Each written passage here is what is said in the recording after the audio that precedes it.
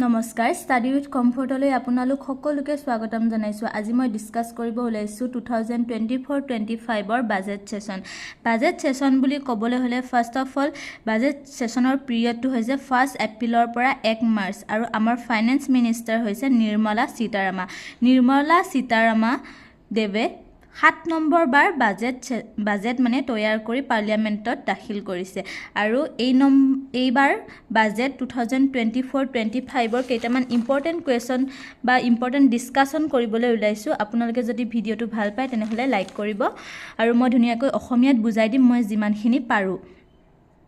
যেতিয়া আমাৰ গভৰ্ণমেণ্ট হোৱা নাছিল 2024ত তেতিয়া আমাৰ শ্বৰ্ট টাইম বাজেট প্ৰস্তুত কৰা হৈছিল আৰু সেই শ্বৰ্ট টাইম বাজেটৰ পাছতে এইবাৰ ছেকেণ্ড টাইম ইউনিয়ন বাজেট প্ৰস্তুত কৰিছে। মানে এই বছৰটোত ছেকেণ্ড টাইম ইউনিয়ন বাজেট প্ৰস্তুত কৰিছে 23/7/2024 তাৰিখে। আৰু ফাৰ্ষ্ট অফ অল কনষ্টিটিউশ্যনত বাজেটৰ কথা ডাইৰেক্টলি উল্লেখ নাই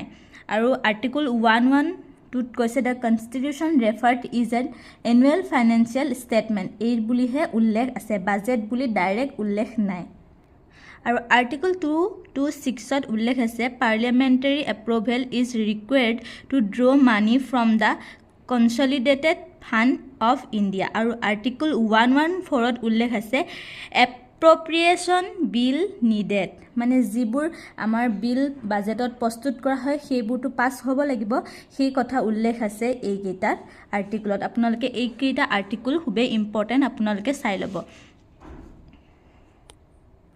বাজেট ছেছনৰ কথা ফাৰ্ষ্ট ষ্টাৰ্ট কৰিবলৈ যাওঁতে কেইটামান ইম্পৰ্টেণ্ট কুৱেশ্যন আপোনালোকে জনাটো খুবেই প্ৰয়োজনীয় হয়। সেইকেইটা কুৱেশ্যন হৈছে first budget of India was presented by first independence, যেতিয়া ইণ্ডিয়াৰ ইণ্ডিপেণ্ডেণ্ট হৈছিল ফাৰ্ষ্ট বাজেট কোনে প্ৰেজেণ্ট কৰিছিল সেই প্ৰশ্নটো আহিব পাৰে। Finance minister R.K. Shanmugam Chetty আৰু কেতিয়া হৈছিল 1947 26 নৱেম্বৰ, এইটো মনত ৰাখিব। আৰু তাৰ পাছত আমাৰ বাজেট ছেছন মানে বাজেট যেতিয়া প্ৰস্তুত কৰে আৰু পাৰ্লিয়ামেণ্টত তৈয়াৰ কৰি বাজেটটো যেতিয়া পাৰ্লিয়ামেণ্টত চবকে এনাউন্স কৰি দিয়ে তেতিয়া তাৰ আগতে এটা এডভাইজাৰী মানে কমিশ্যন এটা গঠন হয়, মানে এডভাইজ কৰে মানে, আৰু সেইটো তাৰ আগদিনাখন হয় আৰু তাৰ চিফ ইকনমিক এডভাইজাৰ কোন কৈছে V. Anand Nageswaran আৰু সেইটো কয় ইকনমিক ছাৰ্ভে কেতিয়া দাখিল কৰে যেতিয়া বাজেট হয়, বাজেট যোনদিনাখন মানে পাৰ্লিয়ামেণ্টত দাখিল কৰে তাৰ আগদিনাখন ইকনমিক ছাৰ্ভে হয় আৰু তাৰ চিফ ইকনমিক এডভাইজাৰ হৈছে V. Anand Nageswaran। 2024ৰ বাজেটৰ মেইন থিম কি হয়? Employment, skilling and MSMEs and middle class, এইকেইটা হৈছে ইম্পৰ্টেণ্ট, আপোনালোকে মনত ৰাখিব। তাৰ পাছত হৈছে আমাৰ যি বাজেট হয়, যি বাজেটখন হয় সেই বাজেটৰ মানে ক্ৰনলজিকেল অৰ্ডাৰ বুলি ক'ব লগা হ'লে যিবোৰ মানে আমাৰ পইচা আহে যাৰ জৰিয়তে গভৰ্ণমেণ্টে ষ্টেটক নিয়ন্ত্ৰণ কৰে, গোটেই মানে দেশখনক নিয়ন্ত্ৰণ কৰে, তাৰ পৰা এটা ক্ৰনলজিকেল অৰ্ডাৰ প্ৰস্তুত কৰা হৈছে ক'ৰ পৰা আমাৰ বেছিকৈ আহে পইচাটো। সেইটো হৈছে ফাৰ্ষ্ট 27% আহে, 2007% সবাতোতকৈ বেছি আহে যিবিলাক আমাৰ পঠিয়াই দিয়ে, যিবিলাক আমাৰ সামগ্ৰী আমাৰ ইণ্ডিয়াত প্ৰস্তুত হোৱা মানে সেইবিলাকৰ পৰা বেছি আহে টেক্সটো। আৰু তাৰ পাছত আহে ইনকাম টেক্সৰ পৰা 19% আহে, GST এণ্ড আদাৰ টেক্সৰ পৰা 18% আহে আৰু কৰ্পৰেশ্যন টেক্সৰ পৰা আহে 17%। আপোনালোকে তিনিটাই ইম্পৰ্টেণ্ট হয়, এই তিনিটাই কিমান পাৰ্চেণ্ট আছে এই তিনিটা আপোনালোকে পৰীক্ষাত আহিব পাৰে, চাই ল'ব। আৰু এটা ক্ৰনলজিকেল অৰ্ডাৰ দিছোঁ মই, ৰুপিজ গ'জ টু মানে কিমান পাৰ্চেণ্ট যায়, ক'ত যায়, মানে বেছিকৈ ক'ত খৰচ হয় সেইটো কথা মই উল্লেখ কৰিছোঁ। ষ্টেটত বেছিকৈ শ্বেয়াৰ হয়, ষ্টেট টেক্স ডিউটিজ আমি সেইবিলাক দিওঁ আৰু কিন্তু ষ্টেটৰ মানে ডেভেলপ কৰিবৰ কাৰণে কিছুমান গভৰ্ণমেণ্টে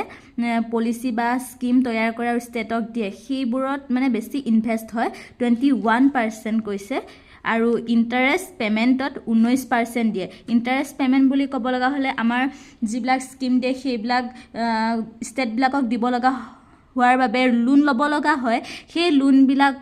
ধাৰবিলাক পৰিশোধ কৰিবৰ বাবে 19% আমাৰ বেংকবিলাকত দিব লগা হয় সেইটো কৈছে যে ফাৰ্ষ্ট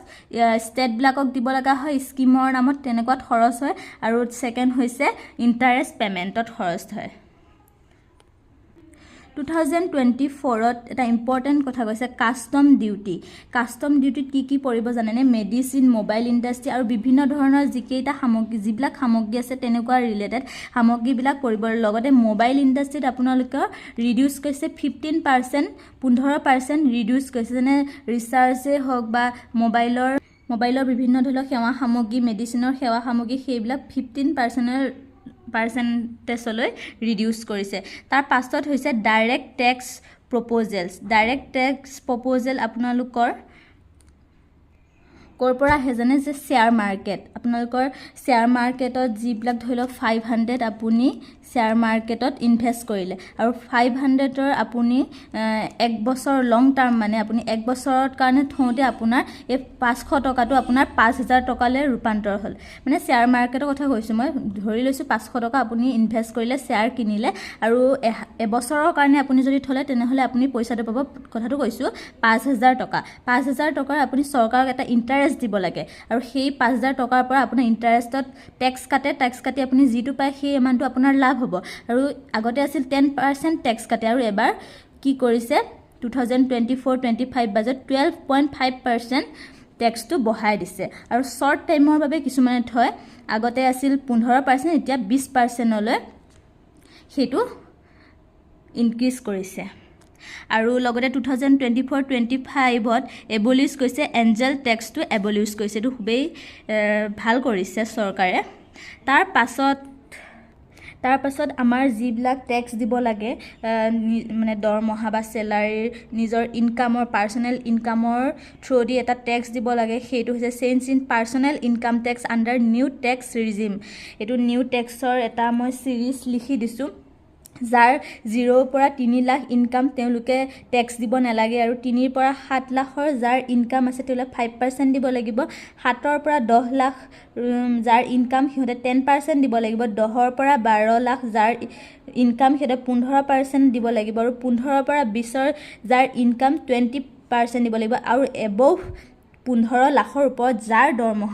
যাৰ এনুৱেল ইনকাম দৰমহা নহয় এনুৱেল ইনকাম সিহঁতে দিব লাগিব 30% আৰু চৰকাৰে বিশেষকৈ কৈ দিছে আগৰ বাজেটতো কৈছে যে যদিহে 7 লাখ হয় তেনেহ'লে ইনকাম টেক্স দিব নালাগে যদি আপুনি 7ৰ এইটো চিৰিজৰ ভিতৰত পৰে 7ৰ বা আপোনাৰ 9 লাখ ইনকাম তেনেহ'লে আপোনালোকে 10% দিব লাগিব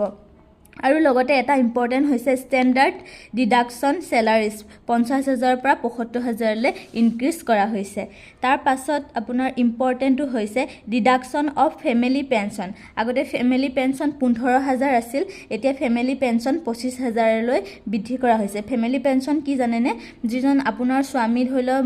মৃত্যু হৈছে পত্নীয়ে এটা পেঞ্চন পায় সেই পেঞ্চনৰ 15,000 আছিল এতিয়া 25,000লৈ বঢ়াই দিয়া হৈছে লগতে আমাৰ এইবাৰ এনডিএ গভৰ্ণমেণ্ট হৈছে বিহাৰৰ লগতে আপোনাৰ অন্ধ্ৰপ্ৰদেশত বহুতখিনি টকা ইনভেষ্ট কৰিছে কাৰণ এলায়েন্স হ'লেতো দিবই লাগিব আৰু বিহাৰৰ CM হৈছে নীতিশ কুমাৰ তাৰ 26 কৰোৰ টকা তেওঁলোকক দিছে মানে এই বাজেটতে উল্লেখ কৰিছে 26 কৰোৰ টকা বিহাৰক দিছে বিহাৰৰ ডেভেলপমেণ্টৰ বাবে আৰু লগতে এটা ইম্পৰ্টেণ্ট প্লেন কৰিছে পূৰ্বোদয়া প্লেনত কোনকেইখন ষ্টেট জড়িত হৈ আছে 5খন ষ্টেট আছে সেইকেইখন হৈছে বিহাৰ ঝাৰখণ্ড ৱেষ্ট বেংগল উৰিষ্যা আৰু অন্ধ্ৰপ্ৰদেশ এইকেইখন মানে ষ্টেটত অল ৰাউণ্ড ডেভেলপমেণ্টৰ বাবে গভৰ্ণমেণ্টে লক্ষ্য হিচাপে মানে স্থিৰ কৰি লৈছে এইকেইখন ৰাজ্যত মানে সম্পূৰ্ণ ডেভেলপ কৰিব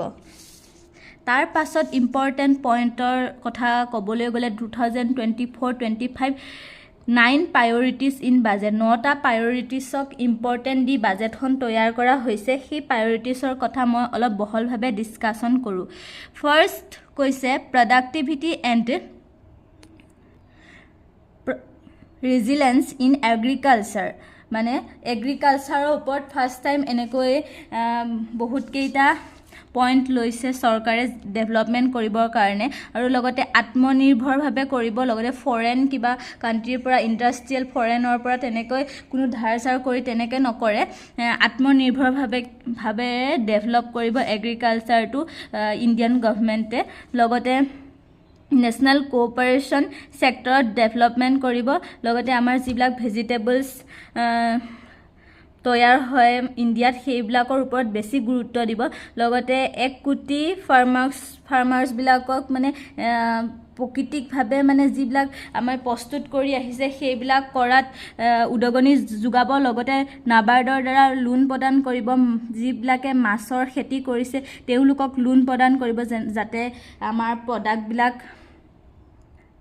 বেছিকৈ ইনক্ৰিজ হয় তেতিয়া চৰকাৰে যিহেতু লাভ হ'ব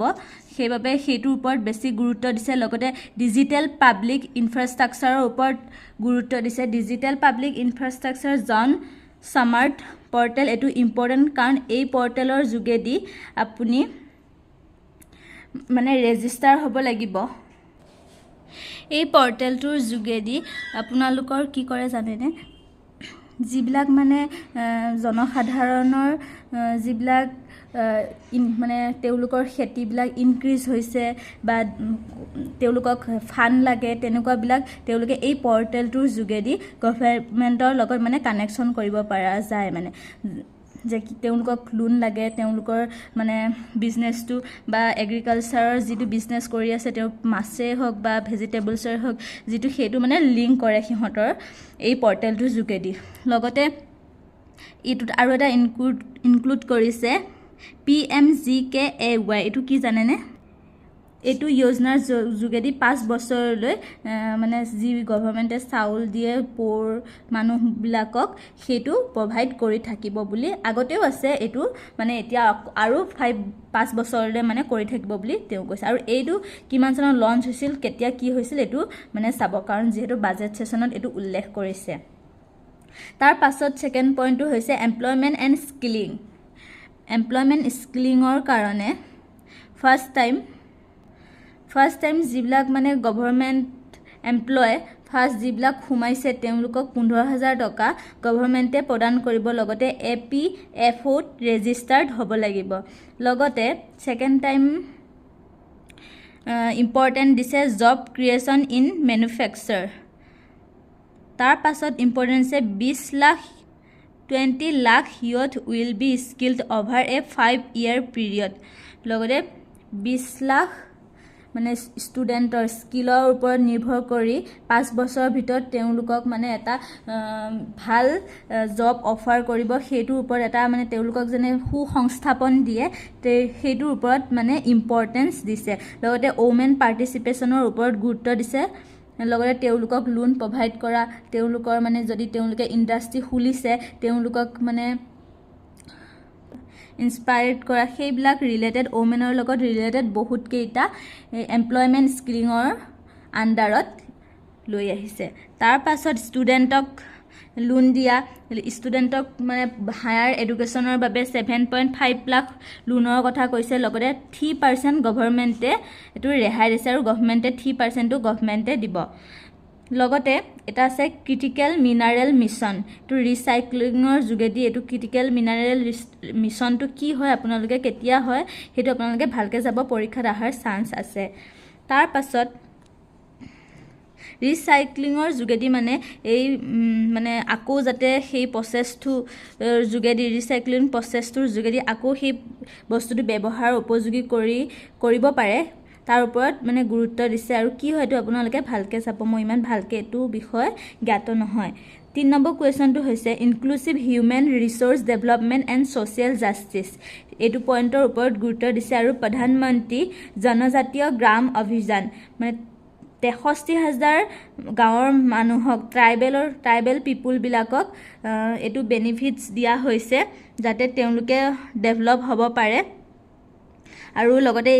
63 villagers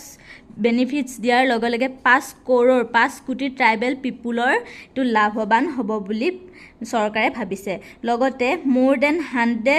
branch of Indian post payment bank north ইষ্টত এইটো ইম্পৰ্টেণ্ট নৰ্থ ইষ্টত এইটো খুলিবৰ কথা কৈছে যে মোৰ দেন 100 ব্ৰাঞ্চ খুলিবৰ কথা কৈছে Indian post payment bank open কৰিবৰ কথা কৈছে আৰু এইটো বেংক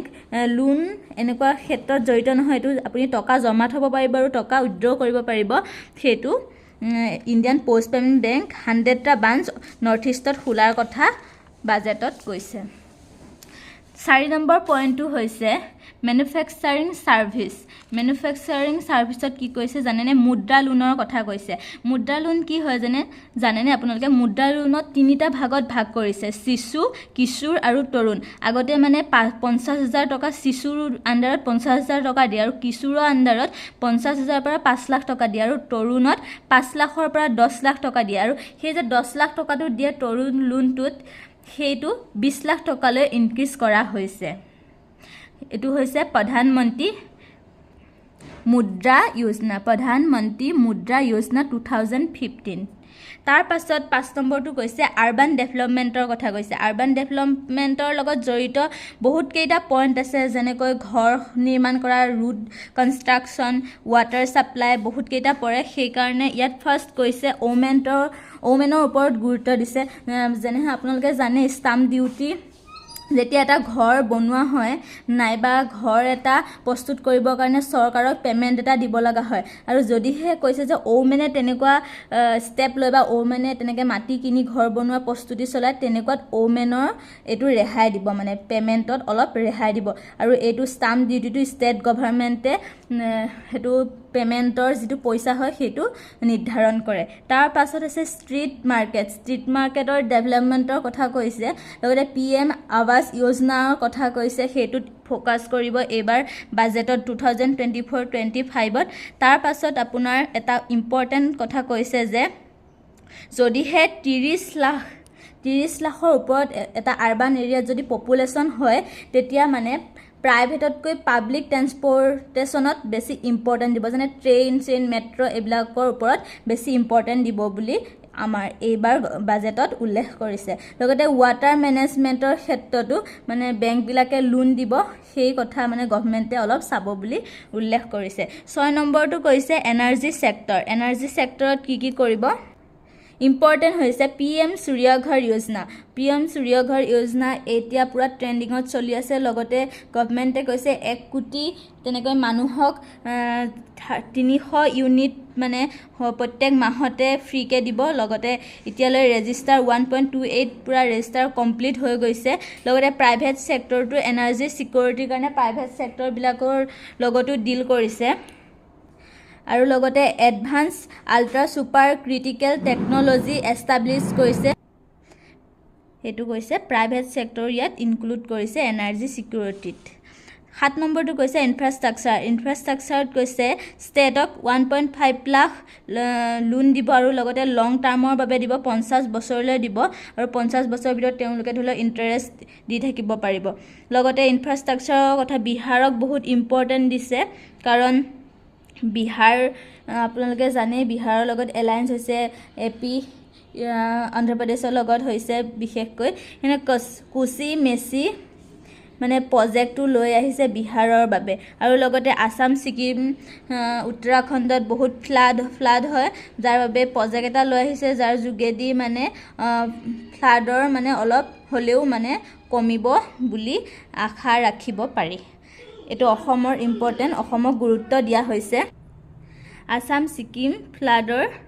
এইটো ৰিজনৰ এণ্ড হ'ব বুলি ভাবিছোঁ আৰু এণ্ডটো নহয় কেতিয়াও কিন্তু অলপ হ'লেও সকাহ পাব অসমৰ মানুহবোৰে টুৰিজিমৰ ক্ষেত্ৰতো তেনেকৈ বিহাৰৰ বিষ্ণুপাদ পাল টেম্পলৰ কথা উল্লেখ কৰিছে ৰাজগিৰত যিটো আছে হিন্দুইজিম বুদ্ধিজিম জৈনিজিম বিহাৰতে আছে সেইটো ডেভেলপমেণ্টৰ কথা টুৰিজিমৰ ক্ষেত্ৰত ইম্পৰ্টেঞ্চ দিছে তাৰ পাছত টুৰিজিমৰ কথা ক'বলৈ গ'লে নালন্দা আৰু উৰিষ্যা টেম্পলৰ কথা মানে টুৰিজিমৰ ডেভেলপমেণ্টৰ কাৰণে ইম্পৰ্টেঞ্চ দিছে 8 নম্বৰ পইণ্টটো হৈছে ইনোভেশ্যন ৰিচাৰ্চ এণ্ড ডেভেলপমেণ্টতো ইম্পৰ্টেণ্ট দিছে তাৰ পাছত 9 নম্বৰ পইণ্টটো হৈছে নেক্সট জেনেৰেশ্যন ৰিফৰ্ম এইটো কি হয় নেক্সট জেনেৰেশ্যন ৰিফৰ্মত ৰুৰেল এণ্ড আৰ্বানৰ লোকসকলৰ ডেভেলপমেণ্টৰ বাবে কাম কৰা হৈছে লগতে এই গোটেই প্ৰচেছটোত ৰুৰেল আৰু আৰবানৰ যাতে লেণ্ড ৰিফৰ্মবিলাক মানে লেণ্ডৰ যিবিলাক কাম হয় মাটি বাৰীৰ কাম হয় সেইবিলাক যাতে আধাৰৰ লগত লিংক হয় ডিজিটেল হয় যাতে সকলোবিলাক ডিজিটেল মাধ্যমত উপলব্ধ হয় তাৰ ওপৰত গুৰুত্ব দিব বুলি কৈছে এইখিনি হৈছে ইম্পৰ্টেণ্ট লগতে আৰু কেইটামান ইম্পৰ্টেণ্ট পইণ্ট হৈছে আৰু যিটো আমাৰ ৰেভিনিউৰ পৰা আহিব আমাৰ ইনকাম টেক্স যিটো আহে ইনকাম টেক্স ৰেভিনিউৰ পৰা আমি যিবিলাক ইনকাম টেক্স দিওঁ তাৰ পৰা 31.3% আহিব বুলি কৈছে 2024 অনুমান কৰিছিলে 2024-25ত আৰু লগতে কেপিটেল যেনে কেপিটেল ৰিচিপ্টত মানে পৰে চেলিংবিলাক যিবিলাক আমি আনো যিবিলাক চেল কৰোঁ আমাৰ প্ৰডাক্টবিলাক সেইবিলাকৰ 16.9% আহিব বুলি আশা কৰিছে লগতে খৰচৰ কথা ক'ব গ'লে খৰচৰ এটা টাৰ্গেট লৈছে যে ৰেভিনিউ এক্সপেণ্ডিচাৰ মানে যিবিলাক চেলাৰিজ দিয়ে আমাৰ মানে এমপ্লয়বিলাকক আৰু যিবিলাক আমি পে'মেণ্ট দিওঁ মানে যিবিলাক লোন লয় গভৰ্ণমেণ্টে সেইবিলাকতো ইণ্টাৰেষ্ট দিব লগা হয় সেইবিলাকত খৰচ হ'ব 37.1% 31.3% আহিব কিন্তু আমাৰ খৰচে বেছি আছে 37.1% লগতে কেপিটেল এক্সপেণ্ডিচাৰত 15% ধৰা হৈছে টাৰ্গেট মানে যিটো খৰচ হ'ব আৰু সেইবিলাক কেপিটেল এক্সপেণ্ডিচাৰত পৰিব ৰোড কনষ্ট্ৰাকশ্যন হস্পিটেল এইবিলাকৰ পৰা আমাৰ বাৰু আহিবও পইচা এইটো বাৰু ফুকিয়া লগতে একেবাৰে শেষৰ সামৰণিটো হৈছে ফিস্কেল ডেফিচিট এষ্টিমেটত